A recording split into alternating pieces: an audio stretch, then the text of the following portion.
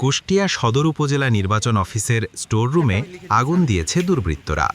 এতে নিচতলার স্টোররুমে সংরক্ষিত কিছু গুরুত্বপূর্ণ নথি পুড়ে গেছে।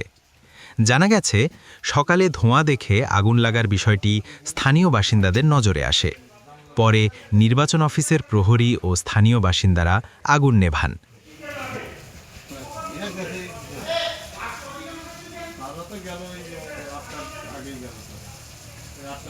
সিনিয়র জেলা নির্বাচন কর্মকর্তা মাহবুবুর রহমান ও সদর উপজেলা নির্বাচন কর্মকর্তা আবু দাউদ জানান, আগুনে কিছু নথি ক্ষতিগ্রস্ত হলেও বড় ধরনের কোনো ক্ষয়ক্ষতি হয়নি। স্টোররুমের পেছনের জানালার পাশ থেকে আগুন লাগানো হয়েছে বলে প্রাথমিকভাবে ধারণা করা হচ্ছে।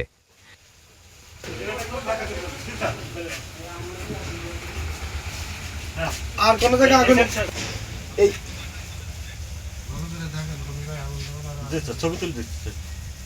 খবর পেয়ে কুষ্টিয়া জেলা প্রশাসক ইকবাল হোসেন, সদর উপজেলা নির্বাহী কর্মকর্তা রুকনুজ্জামান সহ পুলিশের ঊর্ধ্বতন কর্মকর্তারা ঘটনাস্থল পরিদর্শন করেছেন।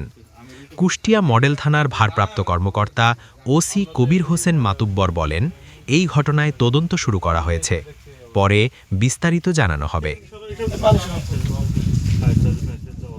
CTC news, Canada.